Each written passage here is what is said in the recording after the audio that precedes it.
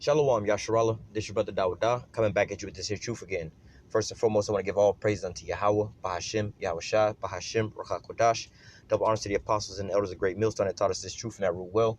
And salutation and much love for you, Aki, and pushing this truth and sincerity on the four corners of the earth and enduring afflictions to feed and edify the elect.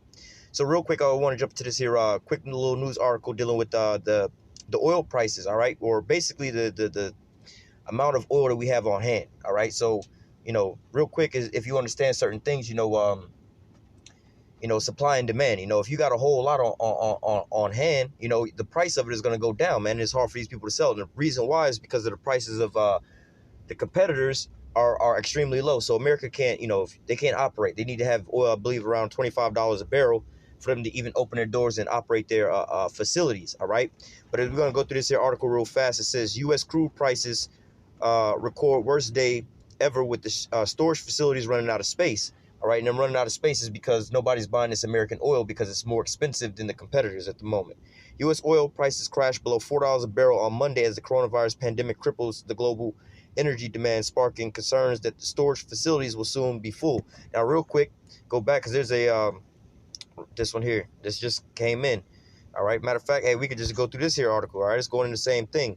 It says U.S. oil benchmark plummets to below $3 a barrel and a new record low. All right. It says West Texas intermediate oil prices have fallen to $2.28 per barrel, reaching a new low for the U.S. benchmark as the market continues to crater amid the general economic collapse. Vanishing demands due to the coronavirus-related lockdowns and travel restrictions and a glut of supply have combined to the heavily tanked the U.S. benchmark fuel as prices dropped from $18.27 to below $3 on Monday, down 83% from the previous day's close. All right, and just imagine if you had any kind of store or whatnot, you had to sell your goods for a certain price just to pay your overhead and your bills and so on and so forth.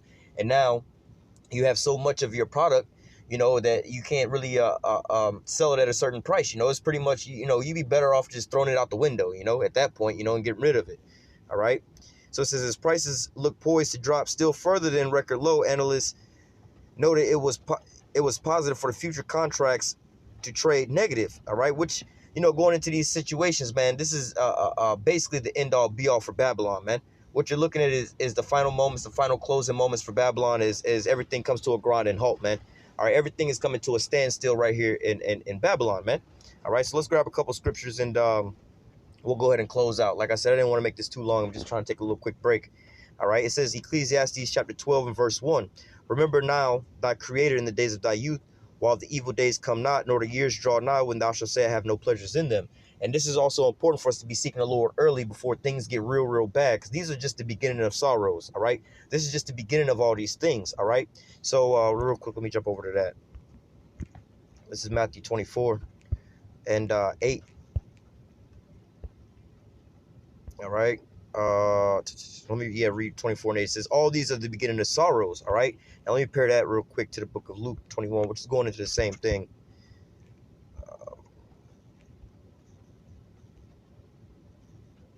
This is Luke 21 and 25, and there shall be signs. Give me 1 second.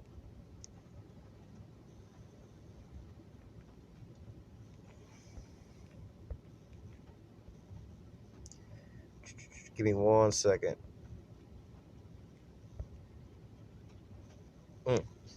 All right, this is Luke 21 and verse 11. Going back into what we was just reading in Matthew 24, this is the same thing in a different book. It says, and great earthquakes shall be in diverse places, famines, pestilence, and fearful sights and signs shall there be from heaven, in which all these things are all coming to pass at the time that we're living in now. Jumping down to verse 25, it says, and there shall be signs in the sun and in the moon and in the stars, and upon the earth distress of nations. All right, in which you already have that with a lot of different things. Let me continue on. It says, and upon the earth distress of nations with perplexity in the sea and the waves roaring, men's heart failing them for the fear and for looking for those things which are coming on the earth, for the powers of heaven shall be shaken. Now you have this distress of nations with perplexity, man. You have a global economic meltdown. All right. You also have this so-called coronaviruses running rampant across the globe. All right. Then you also have, this here oil war that's going on right now, whereas you basically have Saudi Arabia and Russia pretty much well, they actually said they were going to slow down their production. All right, but nevertheless, they have their prices are very low. all right, and they're also outproducing, which, for a consumer, all right, the consumer is like, I'm gonna go with the dude with the cheaper deal, man. You know what I'm saying? It's like you go into a store, your local gas station you normally go to, has sodas. Let's say sodas cost $5 per case, right? But you go to Walmart, and Walmart got them for $1 per case. The same Coca-Cola, right? Now, who are you gonna go and buy the Coca-Cola from, man? If you can get the same product, all right, or if not, all right, put it this way: you got the knockoff Cokes for $5 at the gas station, and you got regular Coca-Cola, all right, for $1 per case, same amount at the Walmart. You're gonna wind up going for the cheaper price and a better quality, man. All right, which is gonna shut down sales for your local gas stations trying to sell this cheap soda for a lot higher price than the real deal at a lower price. All right, so this is basically what you have going on. Eventually, the gas station clerk with all of his high price items is going to lose business to the Walmart. Or, for instance, you have two gas stations across the street from each other, and one of them has the real deal sodas, the other one has the knockoff sodas. Now, the one company with the knockoff sodas, their sodas are so much higher price, then you're going to go buy Coca-Cola, Sprite, and Pepsi, and so on and so forth. You're going to just go right across the street and get the other one. Eventually, months on down the road, the store with the knockoff sodas in the higher price, they're going to be forced to shut down because they're not making any sales in order to pay any of their bills, all right? So this is what you basically have going on right now, where you have a lot of these people panicking and looking out the windows. Is like, oh, shit, man. America is not bouncing back, which this is all prophesied about. Let's get back to Ecclesiastes chapter 12. It says, Ecclesiastes 12:1, remember now thy creator in the days of thy youth, while the evil's days come not, nor the years draw nigh, when thou shalt say, I have no pleasures in them. All right. So before everything gets all, right now people are barely having jobs and things like that, but before, everything comes to a grinding halt, a screeching halt, everything comes to a complete standstill. All right. You want to start seeking the Lord before those days, man. All right. It says, while the sun or the light or the moon or the stars be not darkened, or the clouds return after the rain, and the days when the keepers of the house shall tremble and the strong men shall bow themselves. And that's what you're seeing right now, man. These people that are heavy investors investing in the oil, and these CEOs of these oil companies and so on and so forth. This is what they're understanding and they're looking at, man. Not just in the oil sector, but also in all these other companies, man. These restaurant owners, these bar owners, and so on and so forth, man. This is that perplexity and distress of nations, man. They have so many calamities on left and right, on their left and the right hand side, that they don't really know which one to address first, man. Do we address the coronavirus? Do we address the oil prices? Do we address people not going to work? Do we address shutting down these businesses and they're not making any money, man? The unrest of the people, man.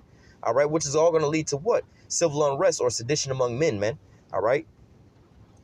It says, verse 3 again, in the days when the keepers of the house shall tremble, and the strong men shall bow themselves, and the grinders cease because they are few, and those that look out the window be darkened, and the doors shall be shut in the street when the sound of the grinding is low. Salak. And then the doors being shut in the streets when the grinding is low. All right. Again, it's talking about this production of these businesses slowing down, man.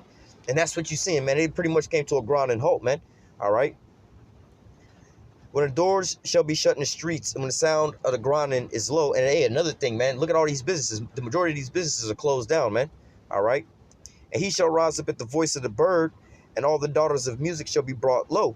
All right. And also, hey, man, you have a lot of these how do I say, these entertainers or whatever, whatnot, trying to sell their product online, or on Instagram, or these little videos or whatever, whatnot. Because, hey, man, the majority of these, well, a lot of these musicians and these comedians and things like that, they get their money off of doing live shows over the weekend, concerts and things like that. But guess what? There's that social distancing, no mass gatherings and things like that. So what? They all depressed, and look, they can't go to their barbershops and so on and so forth to get their grooming. So, they starting to look like, how people are like, oh, y'all look like bums. Y'all should, groom yourself a little better. But this is what these celebrities are starting to look like right now, man. All right. So I'm going to go from there to the book of Jeremiah. I think it's 51:7. Yep. It says,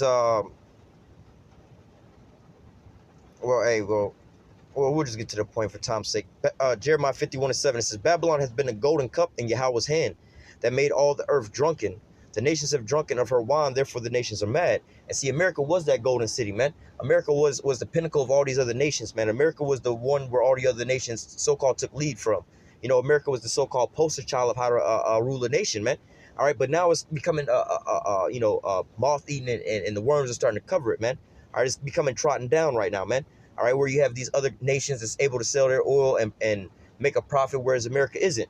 All right, a lot of these jobs have come to a grinding halt where a lot of these companies here in America is about to go under.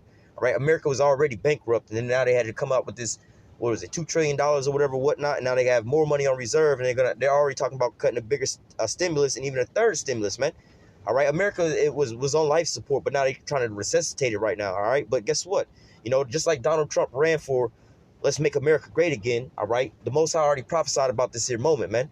All right, verse 8, it says, Babylon is suddenly fallen and destroyed. Hey, and that's pretty much the state that we're going in right now as far as economically and the normal day-to-day here in America, man. All right, because we know ultimately America is going to be destroyed in 1 hour, all right, in 1 day from these thermonuclear missiles. It's going to turn into a nuclear pile of ash, man. All right, but nevertheless, all the infrastructure, the morality, the economics, and everything else like that is crumbling right before your eyes here in America, man. All right, most people think they're going to get back to a normal, everything's going to go back to the way it was, man, but it's not going to go back to the way it was, man. All right, this is basically America living on life support, man. This is how America ends, man. You're living in the last days of America, man, right now, man. And don't be surprised to see more and more of these so-called, quote-unquote, depressing stories of America trying to be revived and with no luck, man. All right, but, hey, the men of the Lord, we're rejoicing because this is the end of our captivity, man. All right, verse 8 again, Babylon is suddenly fallen and destroyed. Howl for her, take balm for her pain, if so she may be healed. We would have healed Babylon, all right? We would have made Babylon, or we would have made America great again, all right? It says we would have healed Babylon, but she is not healed. Forsake her, all right? That means, don't be trying to cleave onto this place. Don't be over here praying that, oh, God bless America. God, come on, God, we need you to come through. And no, man, you going against the Most High's will, man. All right, it says we would have healed Babylon, but she is not healed. Forsake her, and let us go everyone to his own country, for her judgment reaches unto heaven and is lifted up. Salakia. Let me read that again. It says, we would have healed Babylon, but she is not healed. Forsake her and let us go everyone into his own country. For her judgment reaches unto heaven. She is lifted up to the skies. She is and is lifted up even to the skies. All right. So basically, like the Most High said, hey man, we would have healed Babylon. All right, we would have made America great again, man. But really, your prayers and to sustaining this here country and making it come back, bounce back, is to not for your benefit, man. Really, you in an antichrist spirit. The Most High is coming to destroy this place, man. Especially mainly for you so-called Negroes, Latinos, and Native American. Going mainly into the elect. But nevertheless, this is the time that Jacob is about to get out of his captivity, man. This is the time where where we can read in 2nd Ezra chapter 6, Esau is the end of the world, and Jacob is the beginning of it that followeth, man. And this is what you're starting to see right now, man. You're starting to see the grinding cease. All right, Babylon on life support. Babylon slowly going out. They trying to resuscitate Babylon, but Babylon ain't healed, man. All right, and now you're starting to see more and more Jake starting to wake up to who they are. All right, more and more Jake coming back to the truth, man. All right, now the Most High slowly but surely taking the curses up off of Jacob and putting them on Esau, man. All right, so we living in glorious times that we're in right now, man. These are beautiful times that we in, man. But what we have to keep our eye on our prize, you know what I'm saying, and endure to the end, all right, so that we may be saved, man. All right, so I'm going to go ahead and close out with that. Lord willing, this here lesson was edifying unto the elect. Until next time, I say, call halal Yahweh, Bahashim Yahweh Shai, Bahashim Rakakwadash. Double honors to the apostles and elders of great millstone that taught us this truth and that rule well. And citation and much love for you, I can pushing this truth and sincerity on the four corners of the earth and enduring afflictions to feed and edify the elect. Until next time, I say, stay strong. Shalom.